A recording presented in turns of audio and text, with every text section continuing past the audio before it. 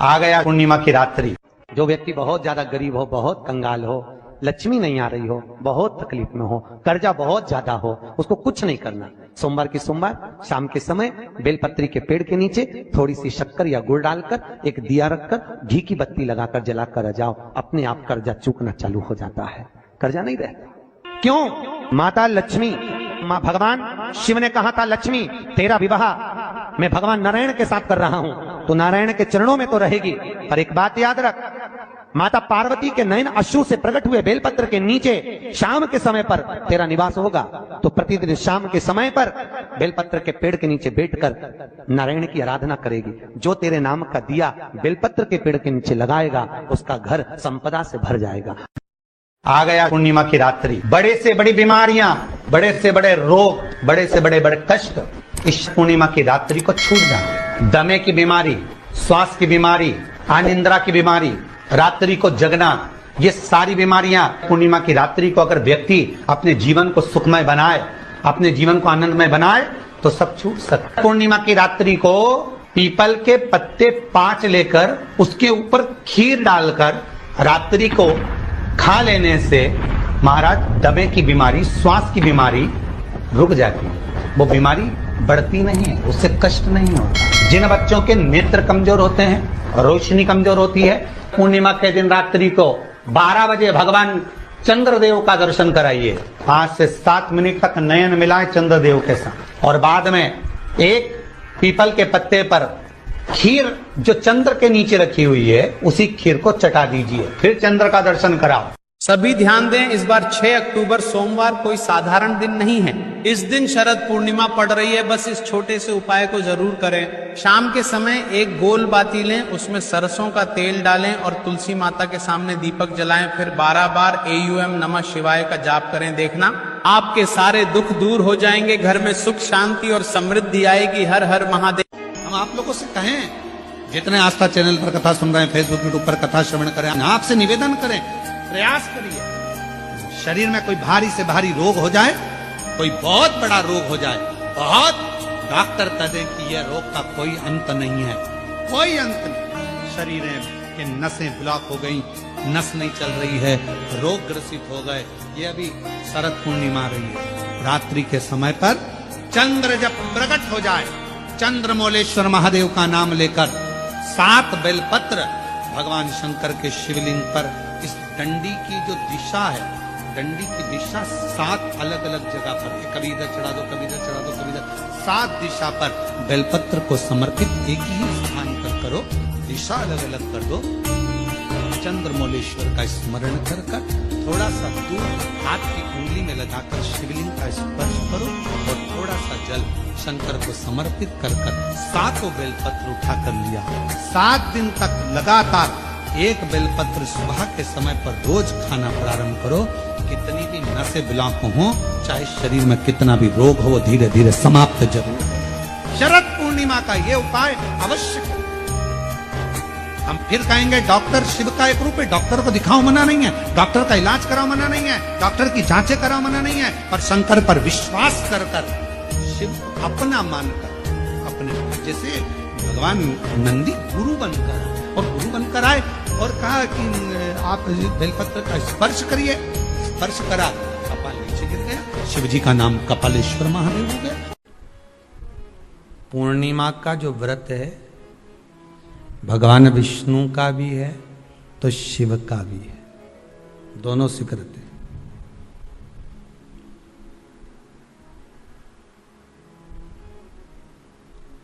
दोनों स्वीकृत है। जिसका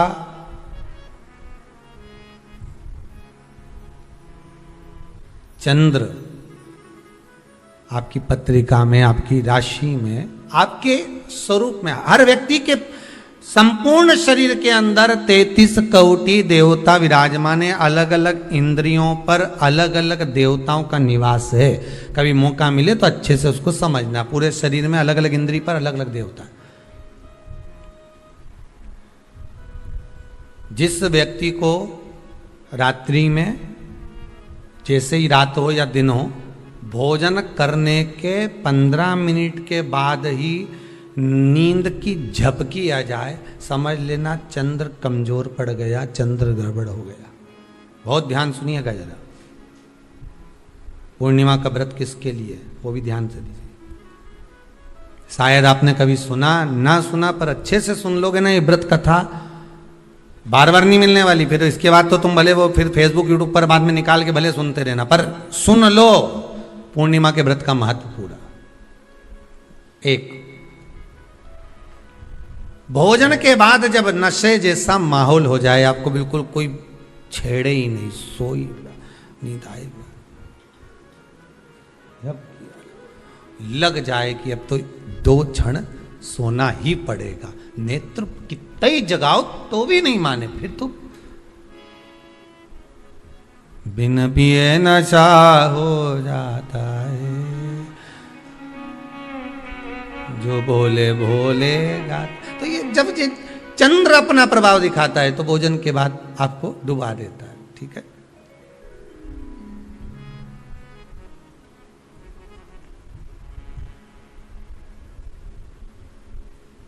एक बहुत सरल भाषा में कहेंगे, आपको थोड़ा समझना पड़ेगा कि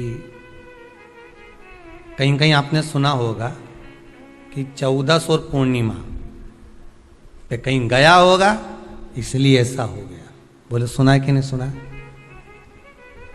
14 पूर्णिमा पे कहीं गया होगा या 14 पूर्णिमा पे कहीं गई होगी तो ऐसा हो गया।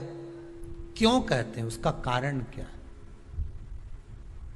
आखिर बात 1400 पूर्णिमा को क्यों लोगों ने बदनाम कर दिया कि 14 पूर्णिमा पे कहीं गई होगी तो बाल खोल के गई होगी, या ऐसा करा होगा तो वैसा करा होगा तो ऐसा हो गया, या ये चीज इसके साथ में ऐसा हो गया, या एक्सीडेंट हो गया, या ये चीज।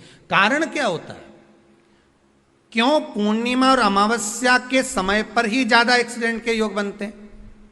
क्यों पूर्णिमा अमावस्या के अंतर्गत ही ज्यादा कष्ट के योग बनते हैं, बीमारी को पनपने के? कारण क्या होता है? उसका क्रम क्या है? कारण क्या है? उसका एक कारण है आपके चंद्र की महत्वता घट जाना।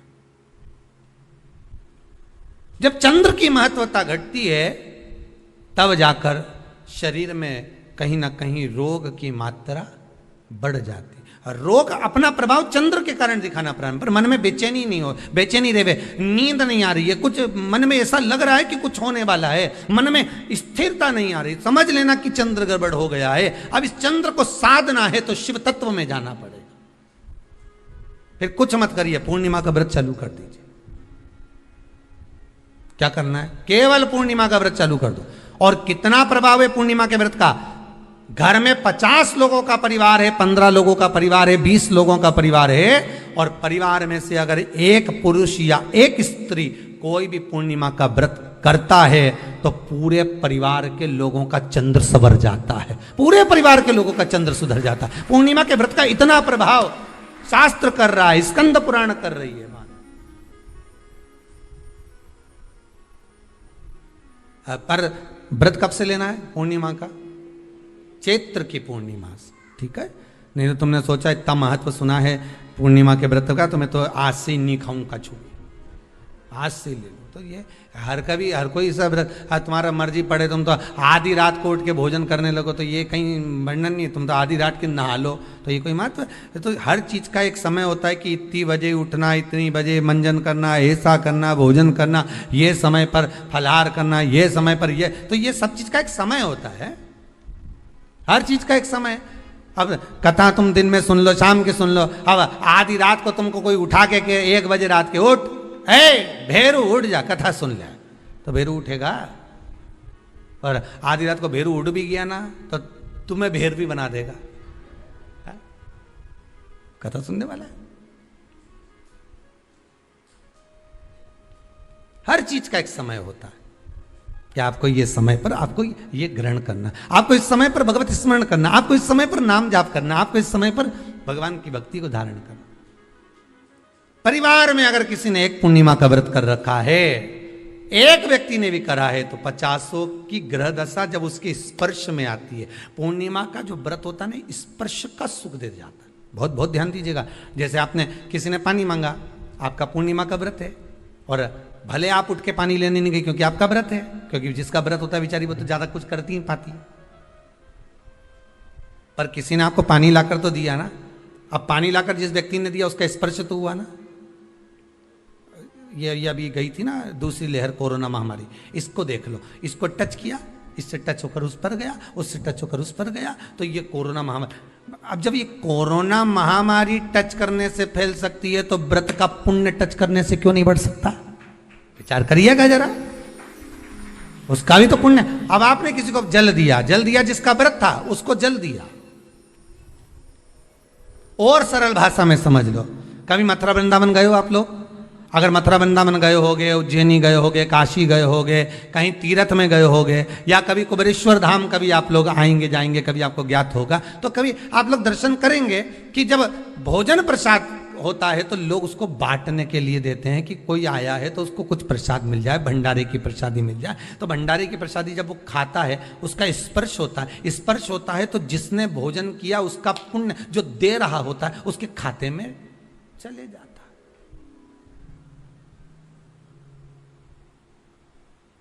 उसके खाते में गया वो।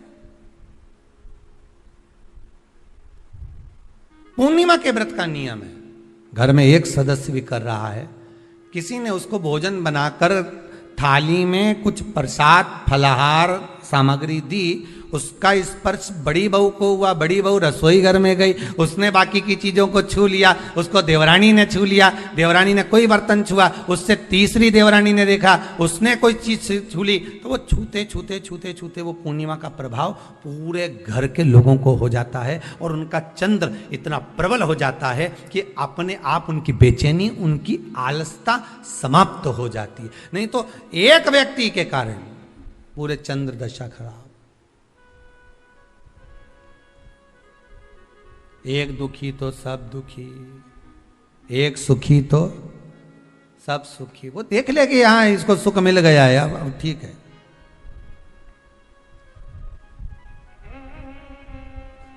जब बेचैनी लगे, 14 और पूर्णिमा आए और आपको लगे बेचैनी बहुत ज्यादा है, मेरे को थोड़ा बेचैनी, ना जाने क्यों ऐसा होता है कि 14 पूर्णिमा आई और मेरे को बेचैनी, तो समझ लेना कि चंद्र गड़बड़ है। फिर क्या करना है? एक व्रत घर का कोई भी सदस्य पूर्णिमा का प्रारंभ कर दे। ज्यादा नहीं करो तो थोड़ी करो, पर करो, व्रत करो।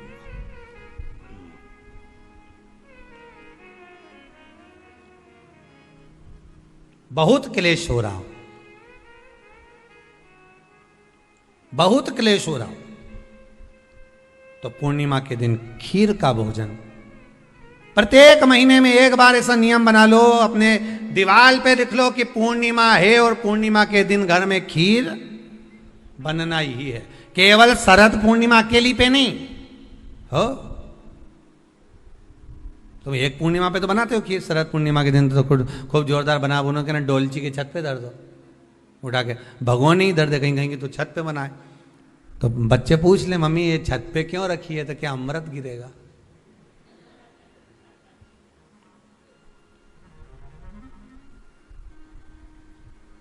अब बोलो जम के जरा, क्या गिरेगा?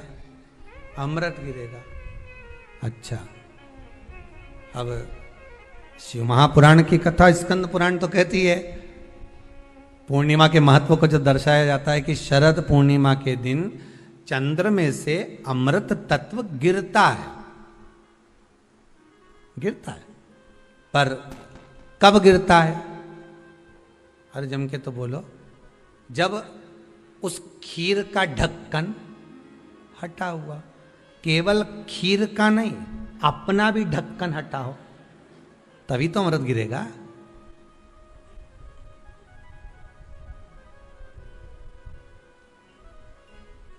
अब दिमाग में तो ढक्कन बंद है, खीर रख दी छत पे, भगवान मन में सोच रहे कि देवताओं को अमृत कब मिला था? जब उन्होंने मेरा नाम पुकारा था। केवल खीर बना के नहीं धरी थी कि छत पे खीर धर दो और अमृत आ जाएगा, नहीं नहीं, खीर के पास बैठकर थोड़ी देर बैठकर हरे राम कहो सीताराम कहो, सीताराम कहो राजा राम कहो, कुछ भजन तो गाओ। और तुमने तो नीचे से बना के छोरा कर दे दी, धर या ऊपर छत पे, और छत पे ले जाके खीर धर दी और खीर रखी तो मम्मी ने क्या किया, ढक्कन लगा के रखना, बिल्ली खा जाएगी। तो उसने ढक्कन केवल खीर में नहीं लगाया, अपनी बुद्धि में भी लगा लिया। अरे स्कंद पुराण की कथा कहती है, जब पूर्णिमा के दिन तुम खीर बना रहे हो, अगर शरद पूर्णिमा के दिन खीर बना रहे हो, तो प्रयास करना कि थोड़ी देर बैठकर राम नाम, कृष्ण नाम, शिव नाम, भगवान की भक्ति का 2-5 भजन तो हो जाए। अब दिमाग में लगा ढक्कन, खीर में भी लगा दो ढक्कन, अमृत कहां से झड़ेगा? भगवान भी सोचे, ना राम नाम लीनो तूने भरी जवानी में, तो डूब के मर जा रे चुल्लू भर पानी में। अब भगवत भजन करे नहीं और क्या कि अमृत झड़ेगा? भगवान के कहीं नहीं झड़े, फालतू की बात।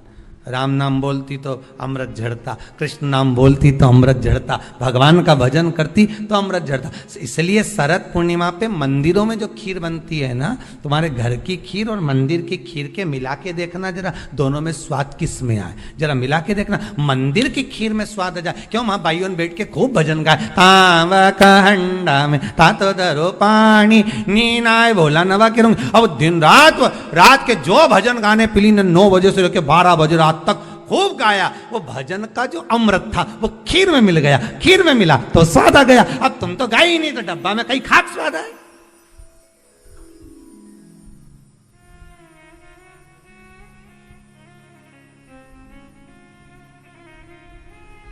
अब रात्रि का छोरा से क्या, जा खीर उठाना नीचे, जो खीर लेके आया ने खा के देखी तो ये खीर तो फटी गई। अब खीर ही फट गई। छोरा से 2 धर के दिया, कर तो ढाक के नहीं आया था? नहीं ढाक के आया। तो इसमें तो मैंने वो चिरौंजी डाली थी, दाग चिरौंजी, पर ये बिजली का कीड़ा होने और डाली थी दाग चिरौंजी, आ गए हम अभी। उस समय पे बिजली का कीड़ा बहुत चले, शरद पूर्णिमा के टाइम पे, काला वाला, और एक ही आ जाए नहीं तो पूरा इलायची का स्वाद ले जाए। अब डाली थी दाग चिरौंजी, आ गया वह कीड़ा बिजली का। अब छोरा को कूट रही, अब उसको कूटने से क्या हो? ये तो उसी में का हाल नहीं हो गया। एक बच्चा घर आ गया दौड़ के, माता जी ने पूछा, क्यों तू वापिस घर क्यों आ गया? स्कूल नहीं जा सकता था? स्कूल में बैठने का कहा था ना तेरे को, क्लास में बैठने का कहा था तेरे को, तो घर में क्या कर रहा है कि नहीं जाना मेरे को स्कूल? तो क्यों नहीं जाना? नहीं जाऊंगा। तो छोरा से तू जाए क्यों नहीं जाऊंगा, नहीं बोल, नहीं जाना बस। अरे तो हुआ क्या ये तो बता। कि मार साहब है नहीं, हमारा टीचर, हमारा गुरुजी माँ साहब, उनने बोर्ड पे लिखा महाभारत, और हमसे पूछे किसने लिखी, तो हमने कह दिया तुम नहीं लिखी। तो उन्होंने हमको खूब मारा, तो अब स्कूल नहीं जाऊंगा। जब मार साहब खुद लिख रिया है, इतना बच्चा के सामने लिखा, बोर्ड पे लिखा महाभारत, और हमसे पूछा किसने लिखी महाभारत, तो हमने कह दिया तुम नहीं लिखी।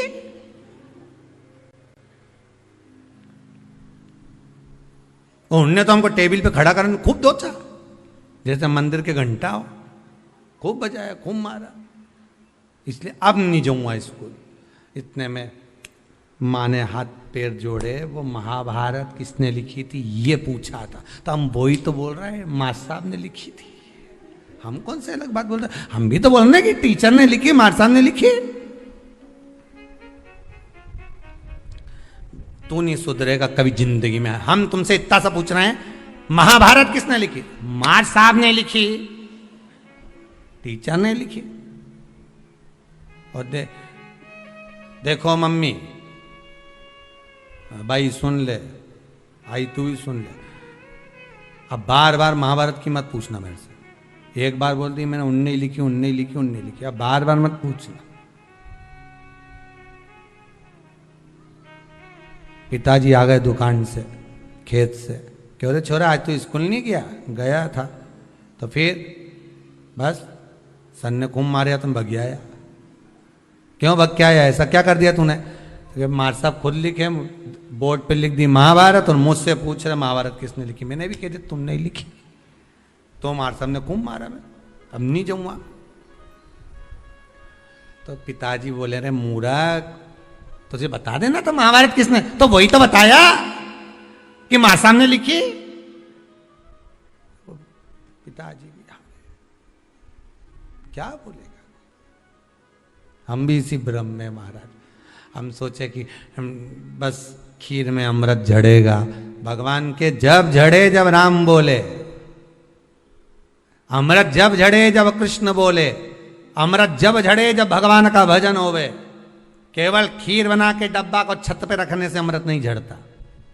भगवान के भजन के साथ अमृत तत्व की जो प्राप्ति होती है तो वो आनंद ही दूसरा हो। किसी ने भजन में गाया है, आपने सुना होगा, अमृत है हरि नाम प्रभु का, अमृत है हरि नाम प्रभु का, इसे छोड़ विष पीना क्या, हरि नाम नहीं तो जीना क्या, प्रभु नाम नहीं तो जीना क्या। ये अमृत तत्व भगवान की भक्ति का होना चाहिए। ये अमृत तत्व परमात्मा की भाव का, निर्मलता के भाव का होना चाहिए। तो स्वाद। मेरा निवेदन है, अगर तुम्हारे घर में अशांति ज्यादा होती है, क्लेश बड़ा ज्यादा होता है, आप पूर्णिमा का व्रत करें ना करें, पर पूर्णिमा को खीर प्रसाद घर में अवश्य बना।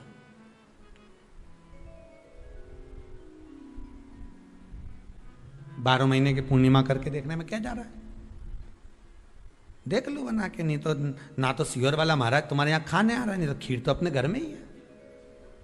कोई महाराज तो नहीं आएगा खाने के लिए कि सियोर वाला महाराज को तुम खीर का डब्बा पहुंचा दो कि हर महीने की पूर्णिमा को तुम्हें ही खाना है, तुम्हें ही बनाना है। इतनी सी बना लो, पर बनाओ, देखो कि घर में शांति होती कि नहीं होती। बनाकर जाने में क्या जा रहा है? नहीं तो खीर तो है ही सरी। अगर शांति नहीं हुई तो खीर तो है, खा ही लेंगे। पर बना के देखने में कुछ जा रहा है क्या? बनाओ।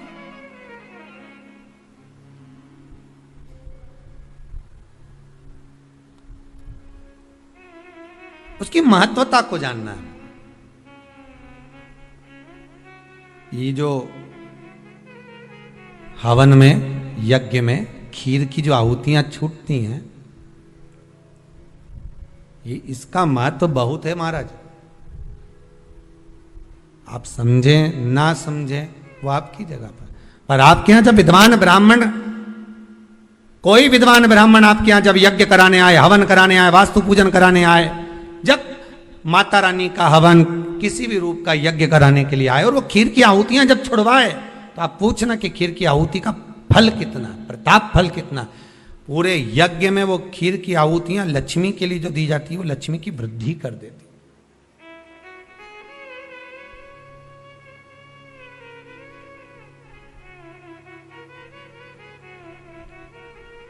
उसका महत्व कितना बढ़ जाता है,